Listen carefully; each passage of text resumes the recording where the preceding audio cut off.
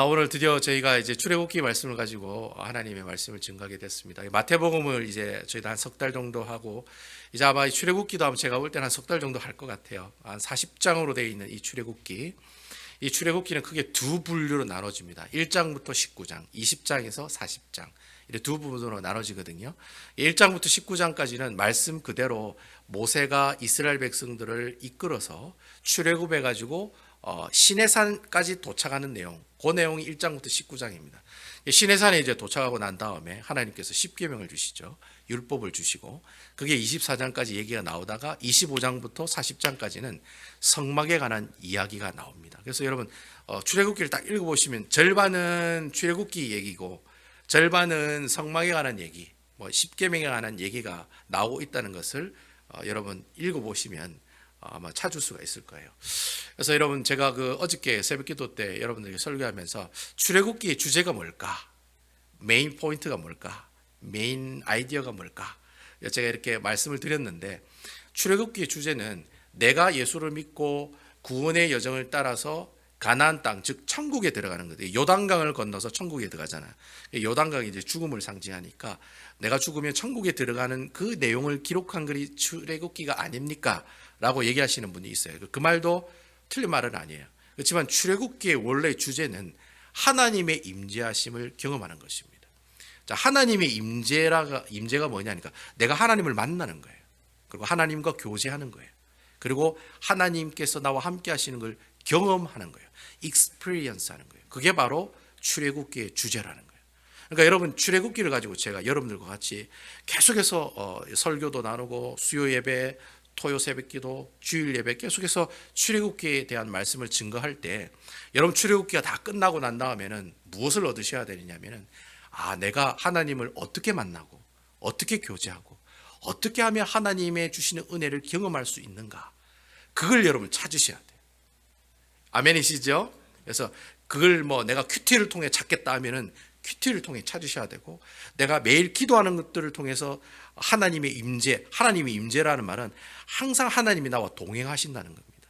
그걸 어떻게 계속해서 동행할 수 있을까, 그런 고민들을 하면서 출애굽기를 큐티하시고 읽어가시면 아마 여러분들에게 큰 은혜가 임할 겁니다. 그래서 여러분 구약에 있는 여러 성경 중에 출애굽기만큼 또 은혜가 되는 또 성경이 또 별로 없어요. 그러니까 여러분 출애굽기 말씀을 잘 묵상하실 때 내가 어떻게 하면 하나님을 만날 수 있을까? 어떻게 하면 하나님 교제할 수 있을까? 어떻게 하면 하나님이 주신 은혜를 누리며 살아갈 수 있을까? 요거 질문을 던졌을 때 이 출애굽기가 마치는 그날 40장이라면 40장 마지막에 무슨 내용이 나옵니까? 성막을 다 만들고 난 다음에 회막에 구름이 덮이고 여호와의 영광이 성막에 가득하더라. 그렇게 하면서 출애굽기가 끝이 납니다. 여러분 창세기 끝은 어떻게 나옵니까? 요셉이 죽었더라 하면 창세기가 끝나요. 근데 여러분 출애굽기는 하나님의 회막과 성막에 여호와의 영광이 가득하더라, 그렇게 하면서 끝나는 내용이 출애굽기에 나오는 내용입니다. 그러니까 여러분 출애굽기 마지막 40장 끝날 때 마지막 구절을 읽을 때 여러분 하나님의 놀라우신 임재하심이 여러분들에게 임하는 그런 놀라운 역사가 있기를 주님의 이름으로 축원을 드리겠습니다. 그런 마음들을 기억하시고 오늘 본문에 있는 말씀을 들어가자는 거예요. 그래서 이 말씀들 오늘 보니까 출애굽기 4장부터 나오네요. 그래서 제가 출애굽기 4장에 있는 말씀부터 이렇게 얘기를 하려니 또 좀 아쉽기도 해서 보통 1장에 어떤 내용이 나왔는가 잠시 여러분들에게 소개를 하고, 그리고 4장에 있는 오늘 본문에 나온 내용을 여러분들에게 말씀을 드리도록 하겠습니다. 여러분 출애굽기 1장 1절에 보면 이 말씀이 있습니다. 자, 이 말씀입니다. 출애굽기 1장 1절입니다. 야곱과 함께 각각 자기 가족을 데리고 애굽에 이른 이스라엘 아들들의 이름은 이러하니라고 되어 있어요. 이 출애굽기라고 하는 이 제목은요, 나중에 지어진 이름입니다. 원래 히브리 성경에 보면 이 쉐모트라고 되어 있습니다. 쉐모트. 창세기는 베라시트라고 하고 히브리어로 출애굽기는 쉐모트라고 그래요. 베라시트, 쉐모트 이렇게 막 나갑니다. 나는데 이 쉐모트의 뜻이 뭐냐면 그의 이름들, 그 사람의 이름들, 이런 뜻입니다. 그러니까 이름들이 바로 쉐모트라고 하는 뜻이에요. 그러니까 원래 출애굽기의 제목은 그 아들들의 이름들이라는 뜻입니다. 근데 그게 이제 후대 사람들이 그 이름들이란 말을 안 쓰고 출애굽기로 하자, 엑소더스로 하는 게 좋겠다 해서 이름을 그렇게 바꿨을 뿐인데 히브리어 원어 성경에는 쉐모트라고 돼 있다는 거죠. 왜 쉐모트라고 돼 있냐면은 이 출애굽기가 이 창세기가 가지고 있는 이슈가 있어요. 핫 이슈가 있어요. 창세기 핫 이슈는 뭐냐니까 네 사람에 관해서 나옵니다. 그 창조기사가 나오고 1장부터 11장까지 창조기사가 나오고 창세기 12장부터는 누구 얘기가 나와요? 아브라함의 얘기가 나옵니다. 그래서 네 사람의 얘기가 나와요. 아브라함, 이삭, 야곱, 요셉. 그래서 이거 외울 때 아이야요. 여러분 제가 외우라고 말씀드렸죠. 나는 바보가 아이야요. 아이야요. 그래서 아브라함, 이삭, 야곱, 요셉. 요 네 사람이 얘기가 창세기에 나오는 주된 내용들이에요. 그 아브라함의 가족들, 이삭의 가족들, 야곱의 가족들, 요셉의 가족들에 관한 얘기가 창세기에 나오는 내용이에요. 그래서 여러분 창세기 마지막 50장에 요셉이 죽었더라 하면 창세기 끝납니다. 아시겠죠? 근데 출애굽기 시작은 어떤 내용이냐? 그래서 이 창세기의 포커스는 가족들에게 있어요. 가족들. 아브라함 가족, 이삭 가족, 야곱 가족, 요셉 가족. 근데 여러분 출애굽기에는 그 대상이 바뀌어 버립니다. 가족에서 누구로 바뀌어요? 이스라엘의 12지파로 바뀌게 됩니다. 그래서 여러분 출애굽기 1장 1절 나오고 난 다음에 뒤에 누구 이름이 나옵니까? 야곱의 12아들의 이름이 나와요. 르벤, 시몬, 레위, 르실레오, 아이스크림 이렇게 12제자들이 외우잖아요. 12아들들의 이름을 외우듯이 12아들의 이름이 나와요. 여러분 출애굽기 1장 제가 거짓말하는 거 아닙니다. 여러분 출애굽기 1장 1절 보시면 1장 1절 다음에 르벤, 시몬, 레미 쭉 유다 이래가지고 12아들들의 요셉이라까지 12아들의 이름이 나와요. 그 12아들의 이름이 나오면서 출애굽기 이슈가 바뀌어요. 뭘로 바뀌냐면 이전에는 창세기에는 가족에 관한 내용이 포커스였는데 이제는 누가 포커스예요? 이스라엘의 12지파 즉 이스라엘의 민족이 주인공이 된다는 거예요. 그 주인공이 바뀌어요. 그 내용이 출애굽기 1장에 보면 나온다라고 하는 것이죠. 그래서 여러분 그 출애굽기 1장부터 19장까지 그 이스라엘의 12지파의 내용이 나오는 거예요. 이스라엘의 민족이 출애굽했는데 홍해 바다를 건너서 뭐 광야에 갔다가 시내산에서 율법을 받고 뭐 어떻게 하고 그런 얘기가 1장부터 19장까지 이스라엘의 민족에 관한 이야기, 탈출하는 이야기. 그 이야기가 바로 1장부터 19장까지 출애굽에 관한 얘기로 나온다라고 하는 거예요. 그래서 이 모세가 이 출애굽기를 처음에 기록할 때 가족 중심에 있는 얘기를 민족 중심의 얘기로 바꾸어 얘기를 하려고 하니까 누가 필요했던 거예요? 바로 누가 필요해요? 모세라는 사람이 필요했던 거예요. 그래서 모세라는 인물을 콕 집어서 그 모세가 이스라엘 백성들을 어떻게 해요? 애굽에서 탈출시키는 메인 캐릭터로 삼았다는 거예요. 그래서 여러분 출애굽 1장에 보면 누구 얘기가 나옵니까? 모세 얘기가 나옵니다. 모세가 어떻게 태어났는데 위험했는데 갈대상자에 들어갔는데 그리고 또 뭐 갈대상자의 그 강물에 떠내려가다가 공주한테 발견됐는데 거기서 자랐는데 다 자랐다가 내가 애굽 사람 한 명 죽여가지고 어떻게 해요? 다시 미디안 강야로 도망갔는데 뭐 그런 얘기가 모세에 관한 얘기가 나오면서 자연스럽게 어디로 흘러가요? 이스라엘의 민족을 구원한다는 얘기로 연결되고 있는 내용이 바로 출애굽기 전반부에 나오는 내용이라는 거예요. 그러니까 여러분 여기 계시는 분들 중에 모세 모르는 분 아마 없으실 거예요. 제가 일부 예배 때 모세 알지요 하니까 우리 막내가 네 알아요 하고 손 들었어요. 모세 모르는 사람이 없어요. 저기 아들도 모세래요. 우리 권사님 장로님 큰 아들도 모세래. 다 모세. 하여튼 모세라는 사람은 예수 안 믿는 사람도 모세를 알아요.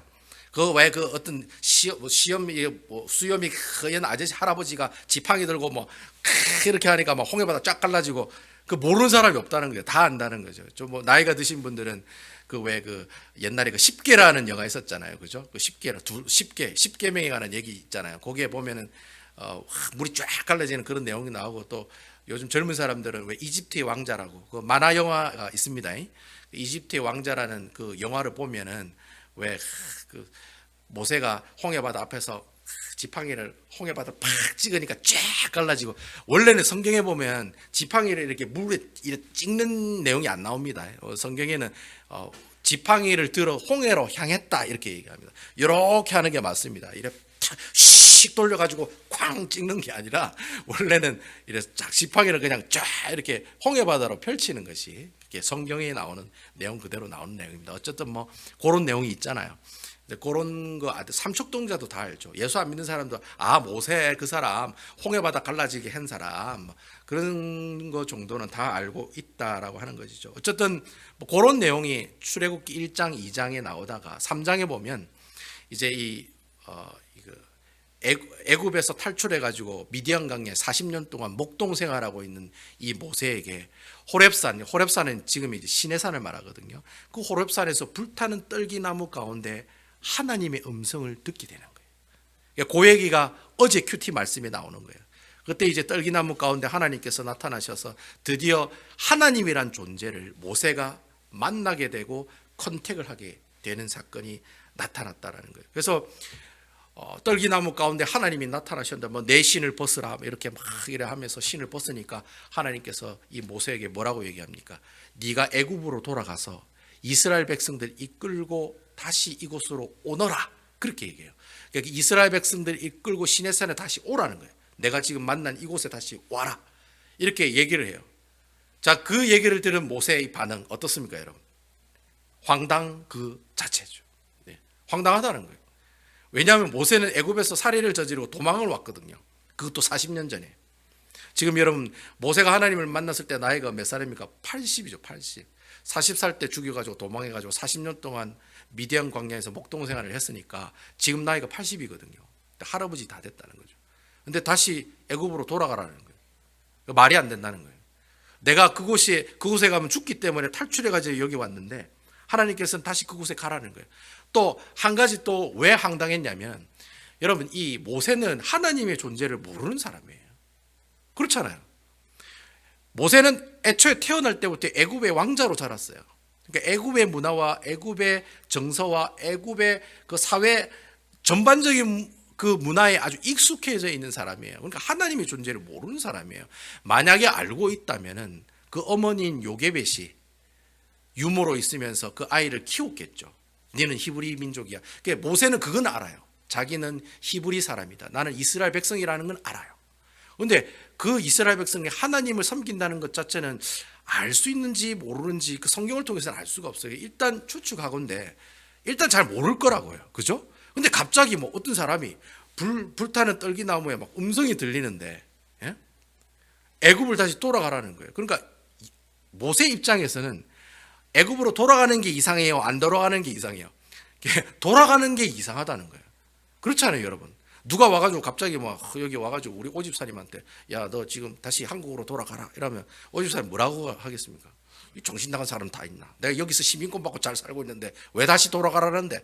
당연히 그런 얘기가 나오듯이 갑자기 누군가가 나타나서 다시 애굽으로 돌아가라 하니까 모세 입장에서는 되게 황당한 거예요. 그래서 모세가 하나님께 묻는 거예요. 그게 이제 첫 번째 질문으로 묻는 거예요. 뭐라고 묻느냐? 내가 누구이간데 애굽에 있는 이스라엘 백성 데려오라고 하십니까? 내가 누굽니까? 그래 첫 번째 질문을 물어요. 그러니까 하나님이 그 첫 번째 질문 대답을 안 하세요. 대답을 안 하는 대신 뭐라고 얘기합니까? 내가 반드시 너와 함께 하리라. 아멘입니까?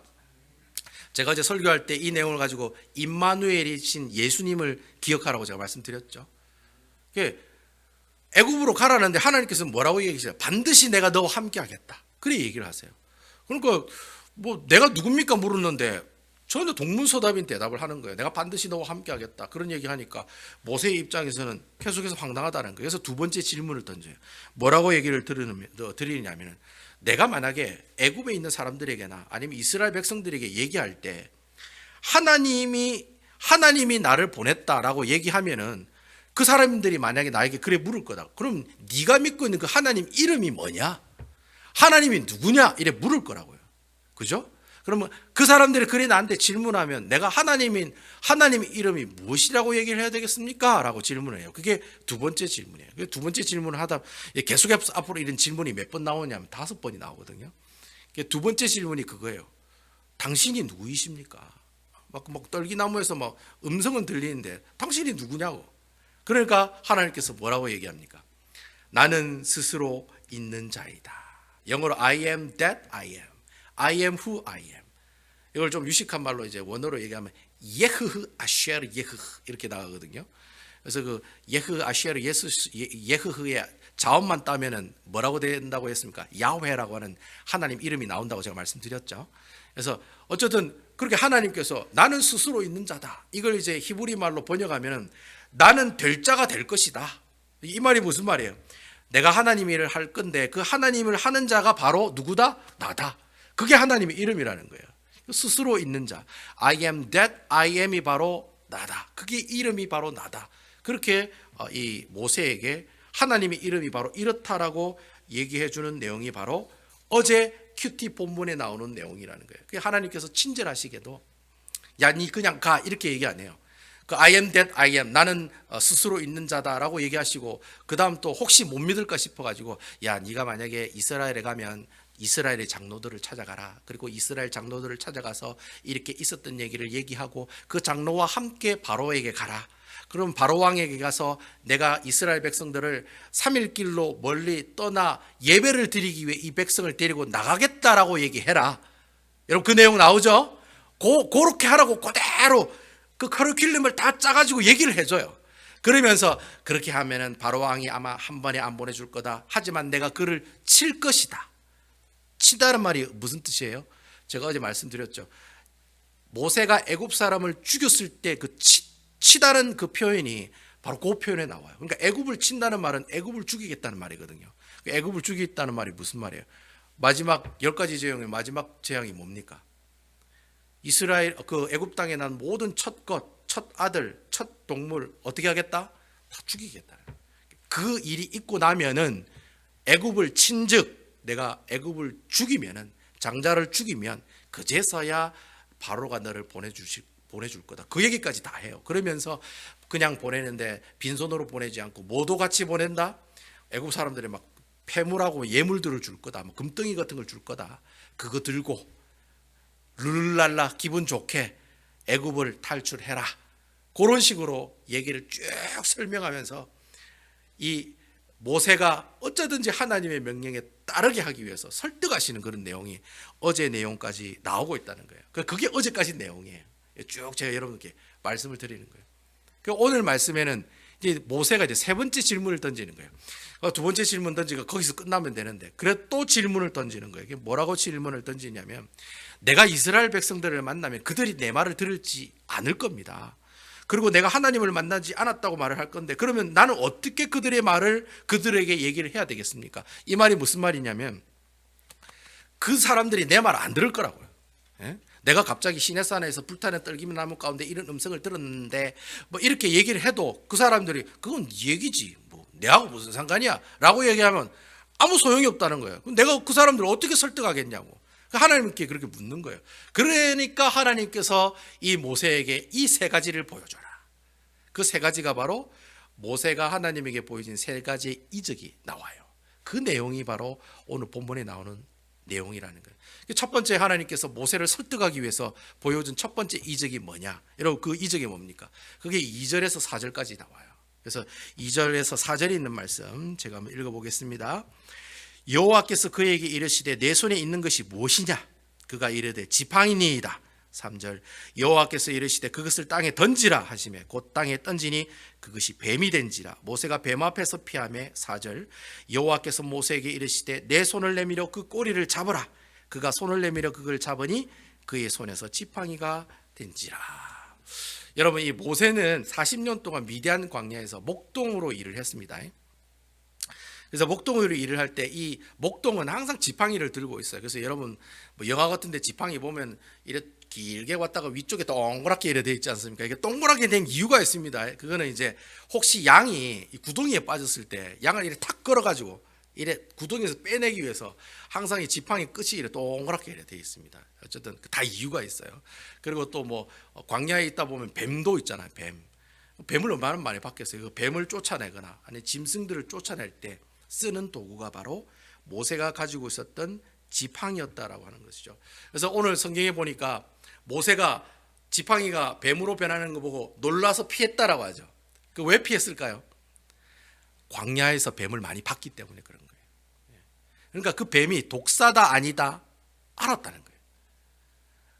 광야에서 얼마나 뱀을 많이 봤겠어요, 모세가. 그러니까 딱 변했는데 딱 보니까 독사한 거예요. 저건 100% 독사야 하니까 피한 거예요. 자기가 물려 죽는다는 걸 알고 피한 거예요. 만약에 광야에서 처음으로 뱀 봤으면 아이고 귀여워라 이러면서 뱀을 만졌겠죠. 근데 본인이 40년 동안 광야 생활하면서 하도 독사를 많이 봐왔기 때문에 그 지팡이가 변한 그 뱀이 독사라는 사실을 알은 거예요. 그래서 급히 피했다라는 그런 얘기를 하고 있다는 거예요. 근데 하나님께서 얄궂게도 뭐라고 얘기하시느냐?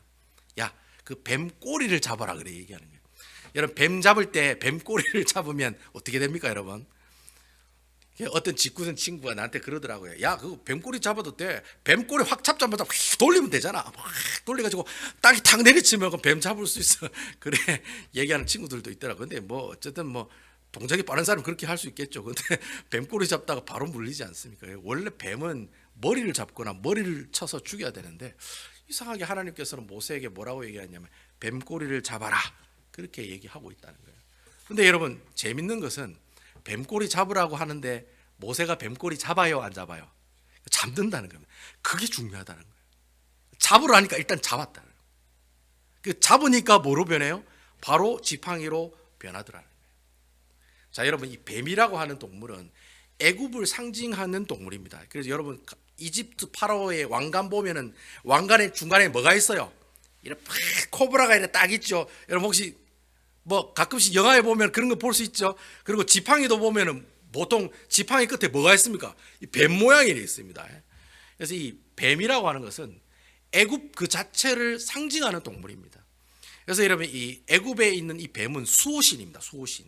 그래서 여러분 그 이집트 벽화 같은 데 보면 뱀 그림이 엄청나게 많아요. 이 뱀이 막 꼬불꼬불해 가지고 이렇게 배를 이래 감싸는 그 벽화가 있거든요. 그 이 뱀이 배를 이래 감쌌다.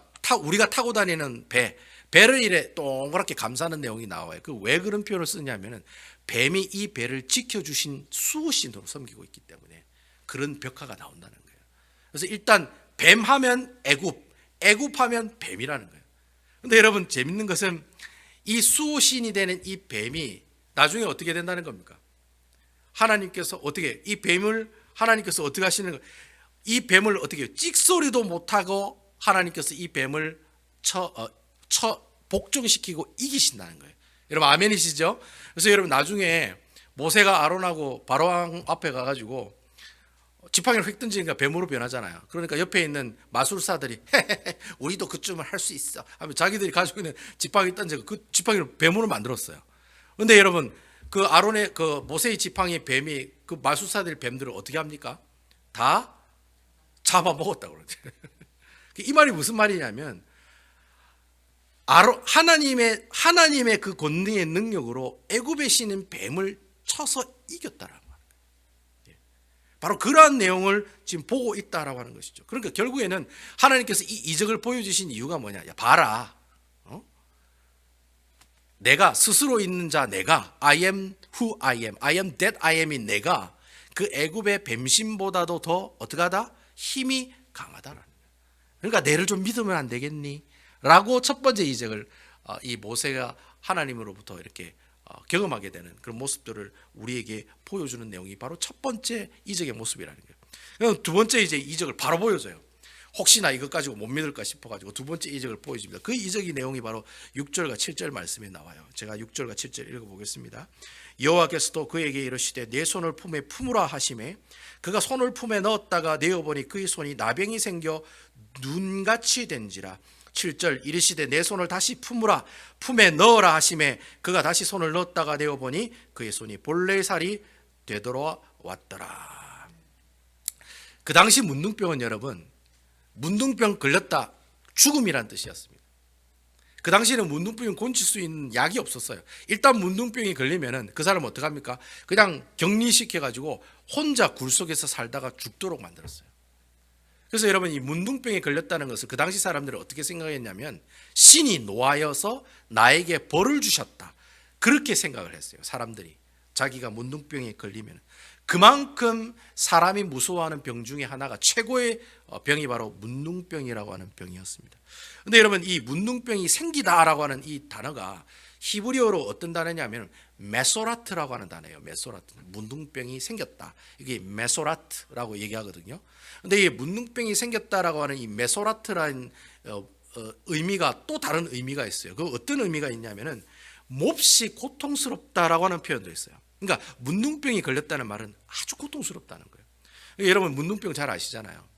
뭐 살이 다 녹아내리는 거죠. 코도 녹아내리고 결국에는 손가락, 발가락, 발까지 다 녹아서 없어지는, 그게 너무 고통스럽고 힘들고 어렵다는 거예요. 사는 것도 힘든데 그렇게 문둥병을 가지고 사는 것 자체가 고통이라고 하는 거예요. 중요한 것은 하나님께서 그 문둥병이 어떻게 해요? 손을 넣었다가 뺐더니 문둥병, 다시 넣었더니 그것이 원래대로 회복되었다는 거예요. 이게 무슨 의미를 우리에게 주고 있느냐? 바로 그런 거예요. 하나님의 말씀대로 네가 손을 넣었다 뺐다가 하나님께 순종을 하게 되면 결국에는 하나님께서 어떻게 해요?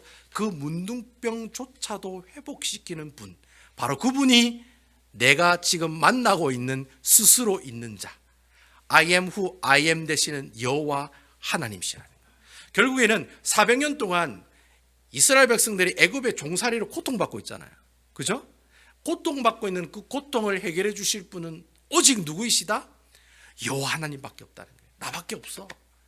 나밖에 없어. 그러니까 네가 내 말에 명령에 순종해야 되라고 모세를 설득하고 계신다는 거예요. 이게 바로 두 번째 이적의 모습들이에요. 근데 이 두 번째 이적 가지고도 안 돼, 안 믿어, 그러면 세 번째 이적을 보여주시는데 그 세 번째 이적의 내용이 이제 9절에 나온다는 거예요. 9절에 보시면 그들이 이 두 이적을 믿지 아니하면 내 말을 듣지 아니하거든. 너는 나일 강물을 조금 떠서 땅에 부으라. 내가 떠온 나일 강물이 땅에서 피가 되리라. 여러분, 이 나일 강은 애굽 사람들의 젖줄이에요. 생명의 젖줄. 여러분, 이 나일 강이 1년에 한 번씩 크게 범람하거든요. 홍수로 범람을 하면은 그곳에 뭐가 만들어지냐면 나일 강 하천에 큰 땅이 생깁니다. 지금으로 말하면 뭐 낙동강 삼각주죠, 삼각주. 예. 큰 땅이 생겨요. 그러면 그 땅에 씨만 뿌리기만 하면 뭐가 생겨요? 풍년이 든다는 거예요. 이게 완전 대박이라는 거죠. 나일강이 땅을 만들어 가지고 그 땅에다가 무엇을 뿌려도 풍작을 이루고 풍년을 이루는 것이 나일강이 주는 생명이기 때문에, 생명줄이기 때문에 여러분, 이 애굽 사람들은 이 나일강을 신처럼 모셨어요. 그래서 이 신 이름이 뭐냐면 나일강 신 이름이 하피예요. 하피라고 하는 신을 섬겼어요. 이 애굽에 있는 사람들이 그만큼 나일강을 통해서 풍요로움을 누릴 수가 있기 때문에. 근데 여러분, 이 나일강 이 신이잖아요. 신과 같은 이 나일강이 나중에 어떻게 된다고 되어 있어요? 피로 변했다라고 되어 있어요. 여러분, 이 피로 변할 때 이 피가 히브리어로 담이라고 하는 뜻이에요. 담. 여러분 옆에 있는 돌담 할 때 담, 그 담입니다. 그 담이라고 하는 뜻이에요. 근데 이 담이라는 뜻이 이 피라고 하는 뜻도 있지만 또 다른 의미가 있어요. 무슨 의미가 있냐면은 멸망하다, 잘라내다, 끝났다, 죽었다, 그런 뜻도 가지고 있어요. 이 담이라는 표현이. 결국 나일강이 피로 변했다는 말이 무슨 말입니까? 하나님이 이 나일강의 신의 하피를 죽였다는 거예요. 무슨 말씀인지 아시겠죠? 나일강이 의지하고 애국 사람들이 세상의 풍요로움을 위해서 그 나일강을 의지하면서 살아갔던 그 모습까지도 하나님께서 어떻게 해요? 통치하고 주관하고 계신다는 거예요. 바로 그러한 사실을 이 세 번째 이적을 보여주면서 모세에게 또 이렇게 하면은 사람들이 다 믿을 거야. 그러니까 꼭 이것을 보여줘 라고 이렇게 모세를 설득하고 있는 세 이적의 장면을 우리가 볼 수 있다는 거예요. 이러면 이 세 가지 이적의 공통점이 있습니다. 그 공통점이 뭐냐? 일단 인간이 가지고 있는 최고의 것들이에요. 자, 보세요. 첫 번째는 애굽이 뭐예요? 첫 번째는 어떤 내용이었습니까? 첫 번째는 이 애굽을 통치하고 있는 이 뱀이 이제 애굽을 통치하고 있잖아요. 그 애굽을 통치하고 있는 신이 뱀이 아니라 누구라는 겁니까? 여호와 하나님이라는 거예요. 그리고 여러분, 두 번째는 뭡니까? 두 번째는 인간이 가지고 있는 최고의 징벌과도 같은 문둥병, 이 질병을 깨끗하게 고치시는 능력을 가지고 계시는 분이 누구세요? 바로 여호와 하나님이시라는 거예요. 아멘이시죠? 마지막이 나일강이 피로 변한 것이 무엇입니까? 바로 세상에 우리에게 풍요로움을 가져다 주는 모든 존재들이 다 누구의 발 아래 있다는 거예요? 여호와 하나님의 발 아래 있다는 거예요. 그러니까 하나님께서 이 세 가지 사실을 통해서 우리에게 보여주시는 건 그거예요. 네가 어디를 가든지 그곳의 주인은 누구다? 여호와 하나님이시라는 거예요. 아멘이시죠? 모든 세상의 주관자가 되시고 통치자가 되시는 분은 바로 여호와 하나님이라는 거예요. 결국에는 애굽이라는 나라를 좌지우지하는 사람은 바로 왕이 아니라는 거예요. 누구예요? 하나님이라는 거예요. 그리고 너희들이 가지고 있는 그 최고의 질병인 분농병을 좌지우지하게 하시는 분은 누구이시다? 바로 그 질병을 치료하는 너희들이 믿는 그 신이 아니라 여호와 하나님이시라는 거예요. 그리고 마지막으로 너희들에게 풍요로움을 가져다 준 그 모든 것들을 주관하시고 결국에는 통치하시는 분이 누구이시다? 바로 여호와 하나님이시라는 거예요. 이거 보여주려고 하나님께서 세 가지의 이적을 통해 모세를 막 설득하고 계시는 거예요. 그리고 하나님께서는 이 세상을 통치하는 최고의 권력자시요, 세상을 힘들게 하는 최고의 질병을 고치시는 분이시요, 세상을 풍요롭게 해주는 그 자연을 통치하시는 그분이 곧 누구이시다? 바로 우리 주 여호와 하나님. I am who I am. 나는 될 자가 될 것이다. 하나님이 하시는 그 일을 하는 그 하나님이 될 것이다. 그분께서 바로 이 세 가지의 모습들을 주관하시고 통치하고 있다는 사실이에요. 자, 그러면 모든 것들을 하나님이 다 주관해요. 여러분들 가게도, 자식도, 그리고 여러분 신앙생활도, 여러분이 하는 모든 생활도 주님께서 다 주관하신다면, 그러면 그 인간의 피조물인 우리가 그 세상을 통치하고 있는 하나님에게 할 수 있는 일이 뭐가 있겠습니까, 여러분? 한 가지밖에 없죠. 한 가지밖에 없죠. 뭐밖에 없습니까, 여러분?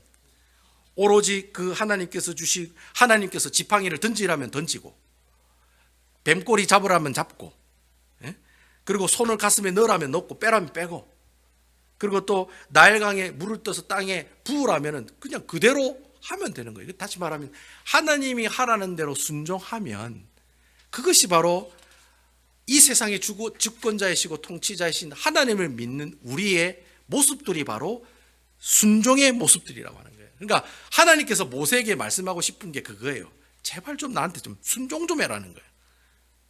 그걸 위해서 하나님께서 모세를 뭐하고 계세요? 설득하고 계시는 거예요. 야, 네가 좀 내 말에 좀 순종 좀 해라. 가라고 하면 좀 가라.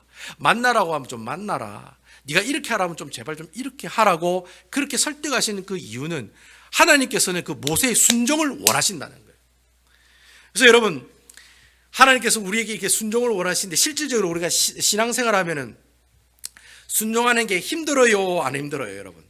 하나님 말씀 순종하는 게 힘드세요, 안 힘드세요? 우리 솔직히 깨놓고 얘기해서 여러분, 힘듭니까, 안 힘듭니까? 힘들죠. 모세도 보세요. 하나님이 한 번 나오고 두 번 나오고 세 번 나오고 계속 설득하는데도 불구하고, 그런 이적 베푼다, 분명히 눈에 보여주는데도 불구하고 계속 하나님을 믿지를 못하잖아요.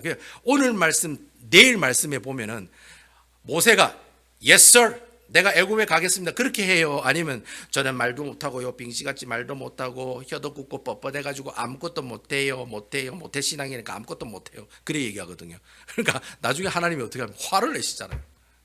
내가 이것까지 다 챙겨주고 내가 다 했는데 왜 그렇게 얘기하냐. 나중에 하나님 화를 내시는 장면을 내일 큐티 말씀 보면 우리가 알 수가 있거든요. 여러분, 우리가 신앙생활 하다 보면 하나님 말씀 순종하는 게 힘들어요. 그렇지 않습니까, 여러분? 그럼에도 불구하고 우리가 하나님께서는 우리에게 순종하라고 설득하신다는 거예요. 왜 설득하실까요? 비밀이 여기 있어요, 여러분. 왜 우리가 하나님 말씀에 순종하지 못하는 존재인데도 불구하고 하나님께서는 계속해서 여러분들에게 순종하라고 설득하고 계시는 거예요. 왜 그렇게 설득하실까요? 그 이유는 한 가지밖에 없어요. 내가 한 번만 순종하면 그 다음부터는 점차적으로 주님 앞에 순종하는 삶을 살아갈 수가 있다는 것입니다. 여러분, 이 사실 믿으십니까? 여러분, 성경 일독하는 게 어려워요. 처음 일독하는 게 어려워요. 그래서 여러분, 여기 계시는 분 중에 일독해야지 했는데 일독을 못 하시는 분들이 좀 계실 거예요. 일독이 어려워요. 근데 2독, 3독, 4독, 10독을 하고 나면 100독은 쉬워요. 제가 여러분들에게 뻥치는 게 아니라 직접 해보셔야 돼요. 이건 제가 뭐라고 말씀드릴 수가 없어요. 여러분, 해봐야 돼요. 해봐야지 여러분 알아요. 성경을 1독 하면 2독이 쉽고, 2독 하면 3독이 쉽고, 10독 하면 100독이 쉬워지는 거예요. 이거는 내가 직접 경험해봐야 알 수가 있는 내용이거든요. 여러분, 초신자에게 11조 하세요, 11조 하세요 한다고 해서 11조 합니까? 근데 여러분, 11조 한번 하고 나면 10의 2조, 10의 3조, 10의 5조, 10의 6조.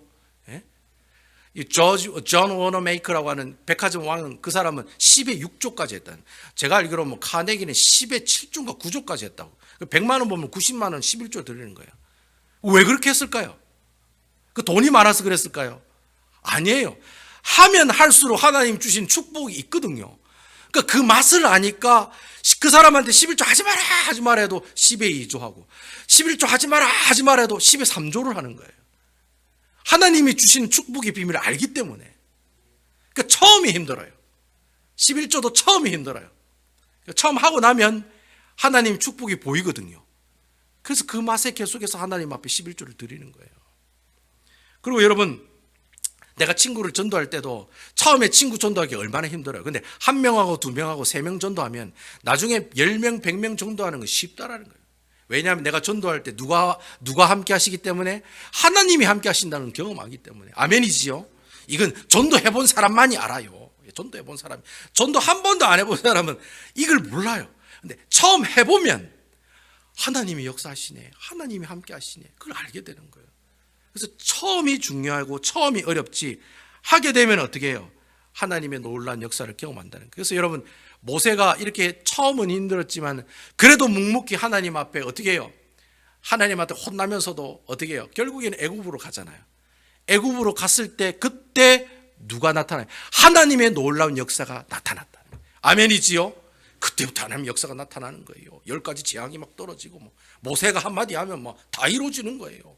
모래를 가지고 하늘로 던지니까 막 이가 막 다 돌아다니고 막 개구리가 막 튀어나오고 막 흑암이 태양을 가려서 흑암이 이루어지고 나중에는 장자까지 하나님께서 다 모세 입에서 다 나온 얘기들이잖아요. 그렇죠?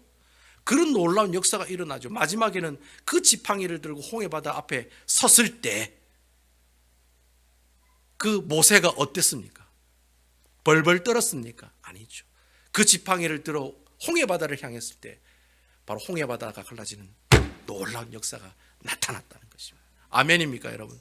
그러니까 한 번 순종하면 계속해서 내가 순종하는 삶을 살아갈 수 있다는 거예요. 그러니까 한 번이 힘든 거예요. 처음에 내가 하나님께 순종하는 게 힘든 거예요. 그래서 여러분, 우리 송태근 목사님이 설교 시간에 그런 얘기를 하시더라고요. 이 본문 가지고 설교하면서 예수 믿는 사람은 순종의 바로미터가 있대요. 순종의 눈금자가 있대요. 그래서 한 번 순종하면 눈금이 하나 올라가고 또 한 번 순종하면 눈금이 2개로 올라가고, 그러니까 순종을 잘하는 사람은 그 순종의 눈금이 높아지기 때문에 그 사람 나중에 하나님께서 어떻게 하세요? 그 순종의 눈금이 높은 그 사람을 통해 하나님의 놀라운 역사가 크게 일어난다는 것입니다. 아멘이시지요? 예. 한 번 순종해도 하나님께서 역사가 나타나는데 계속해서 순종하는 눈금자가 커지면 그 사람이 얼마나 큰 하나님의 축복을 경험하겠습니까? 바로 그렇다고 하는 것이죠. 그래서 여러분, 사무엘 선지자 사무엘상 15장 22절에 보면은 그 사무엘이 사울 왕한테 아말렉 족속하고 싸울 때 다 죽이라고 그랬잖아요. 뭐 사람이고 동물이고 뭐고 다 죽이라고 했는데 이 사울 왕이 욕심이 생겨가지고 참 괜찮은 짐승들을 옆으로 이제 빼돌리게 챙기게 되는 거예요. 인마이 포켓하게 되는 거예요. 그 모습을 보고 이 사무엘 선지자가 사울 왕에게 한 말이 있어요. 그 말이 여러분 무슨 말입니까? 사무엘상 15장 22절에 보면 왕이시여, 순종이 제사보다 낫고 듣는 것이 순양의 기름보다 낫습니다. 여러분 아멘이시죠? 내가 아무리 백날 첫날 내가 좋은 양을 가지고 하나님 앞에 제사를 드려도 한 번 순종하는 게 그게 하나님께서 기뻐하신다는 거예요. 내가 아무리 하나님 앞에 100번 예배를 드려도 한 번 하나님께 순종하는 것이 바로 하나님께서 기뻐하시는 예배의 모습들이다라고 하는 것입니다. 그래서 여러분, 신약에 보면 이 순종에 관한 비유의 내용이 그 누가복음 16장에 보면 나와요. 그 누가복음 16장에 보면 불의한 청지기에 관한 비유가 나와요. 거기에 보면 뭐 어떤 청지기가 있는데 지 마음대로 뭐 주인 것을 막 낭비하다가 주인이 그 사실을 알고, 야 너 이제 내일부터 해고야, 알았어 해, 이래 얘기하니까 이 불의한 청지기가 그때부터 정신이 번뜩 뛰어가지고 자기가 가지고 있는 재산, 그 주인의 모든 채무자들을 다 불러가지고, 야 너 얼마 빚졌어? 100달란트. 그럼 50달란트라 써라. 너 얼마 빚졌어? 10달란트인데요 5달란트라고 써라. 그 모습을 보고 주인이 기뻐했다는, 칭찬했다는. 그러면서 이 누가복음 16장 10절에 보면 예수님께서 이 불의한 청지기의 모습들을 보면서 뭐라고 얘기하시냐면 누가복음 16장 10절에 예수님이 그렇게 얘기하십니다. 지극히 작은 것에 충성된 자는 큰 것에도 충성되고 지극히 작은 것에 불의한 자는 큰 것에도 불의하니라. 여러분, 이 말이 무슨 말이에요? 작은 것 하나 순종 잘하는 그 사람이 하나님께서 큰 것도 충성을 잘한다는 거예요. 그래서 여러분, 교회 일꾼들 보면은 아주 작은 사소한 것까지도 순종 잘하는 사람이 나중에는 큰 주의 일을 감당하는 주의 일꾼으로 쓰임을 받는다는 거예요. 시시콜콜한 거, 이거 나는 순종하기 싫어, 이런 사람은 하나님께서 그 사람에게 큰 주의 일을 맡기지 않으신다는 거예요. 하나님께서 누가 그 사람에게 하나님의 일을 맡기느냐?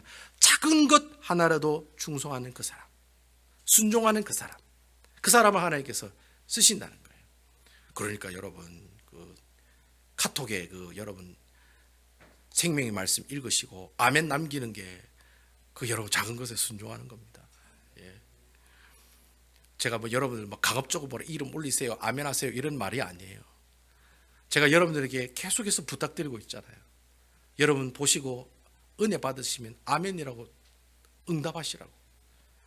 여러분, 작은 부탁이지만 그 부탁에 순종을 잘 하시는 분이 나중에는 뭐라고 얘기합니까? 큰 것에도 충성된다고.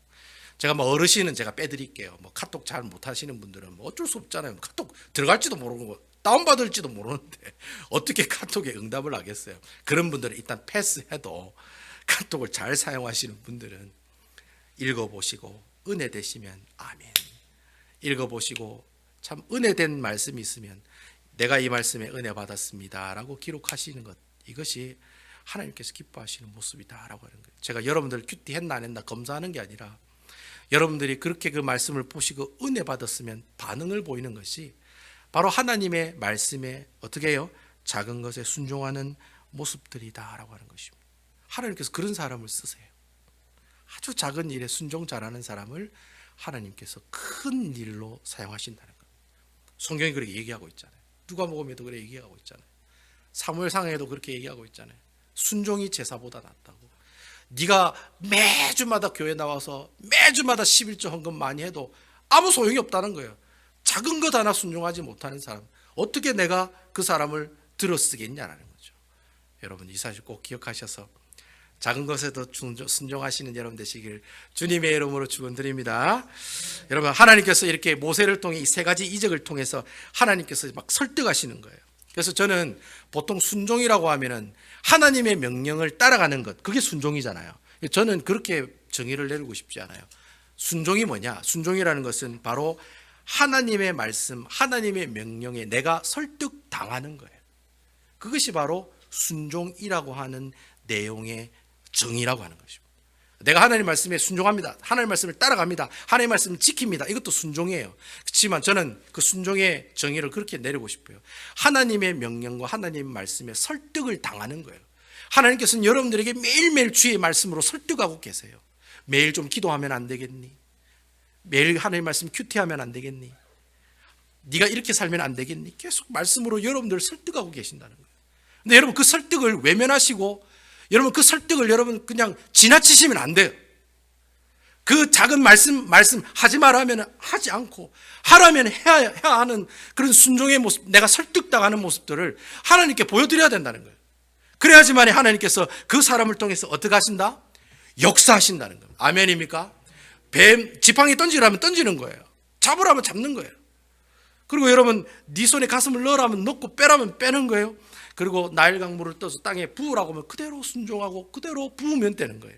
하나님의 그 명령에 내가 설득당하며 나아갔을 때 그때 하나님의 놀라운 역사가 나타날 줄로 믿으시기 바랍니다. 그때 하나님 역사를 경험하게 되는 거예요. 그래서 저는 여러분들이 하나님의 말씀에 설득당하는 분들이 되었으면 좋겠어요. 매일매일 하나님 말씀을 읽을 때, 카톡에 올라온 그 글을 읽을 때, 그렇구나, 내가 이 말씀대로 살아야 되겠구나 라고 설득당하는 모습, 순종하는 모습을 여러분 보이실 때마다 하나님께서는 여러분들이 이 말씀을 통해 무엇을 보여주세요? 진짜 하나님이 하시는 일을 보여주신다는 거예요. 아멘이시지요? 그 맛을 경험하셔야 되는 거예요.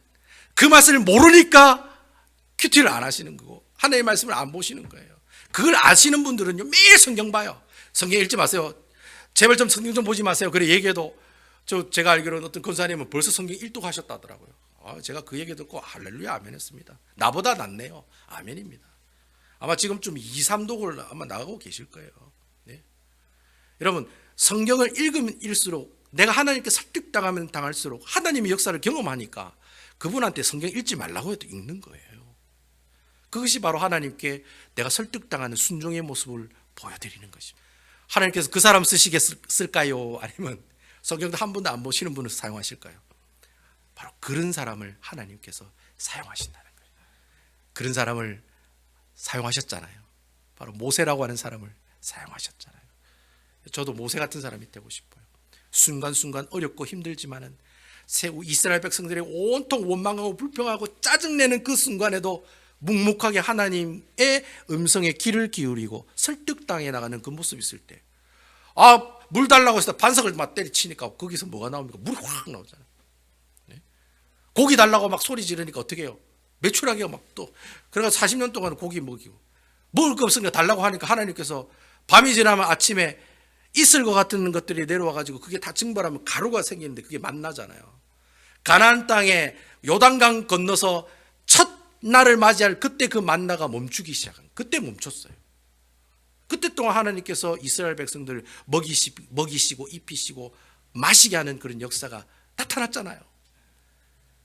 그러니까 여러분, 우리 하나님의 말씀에 설득당하는 여러분 되시기를 주님의 이름으로 축원드리겠습니다. 그때그때마다 하나님을 만나십시오. 아멘이시죠? 하나님 만나십시오. 내가 하나님의 말씀에 설득당할 때마다 하나님 만나십시오. 그리고 살아계시고 역사하시는 그 하나님 만나십시오. 경험하십시오. 저는 항상 성경을 볼 때 그런 생각을 많이 해요. 왜 모세만 이런 기적과 이런 놀란 이적의 역사가 나타나는데, 모세니까 그런 분들이 많아요. 모세니까 그렇지. 모세는 그때 시대에 살던 사람이고 나는 지금 시대에 살던 사람인데, 그럼 그때 하나님하고 지금 하나님이 틀린 하나님이시냐? 아니다라는 거예요. 어제도 동일하시고 오늘도 동일하시고 앞으로 내 인생 함께 하실 그분이 바로 주님이시라는 거예요. 이런 놀라운 여호와 하나님을 붙드시고 경험하시고 하나님 말씀에 설득당하며 살아가는 여러분들 되시기를 주님의 이름으로 축원드리겠습니다.